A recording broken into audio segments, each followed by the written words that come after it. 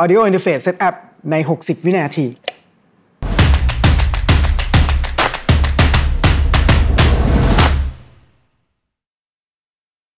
เรามี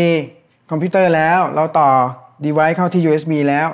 เราต้องเสียบไมโครโฟน AI 1เสียบสปีกเกอร์มอนิเตอร์เข้าไปเรียบร้อยทีนี้ทุกอย่างก็พร้อมที่เหลือมาเซต Audio Device ที่ Work Surface นี่ Preference เปลี่ยนเป็น Load AI 1ทีนี้ทุกอย่างก็พร้อมไมโครโฟนต้องการ48โวลต์เปิดใส่เฮดโฟนเช็คให้มันได้ความดังที่พอเหมาะคราวนี้เราก็เริ่มกันเลย Record She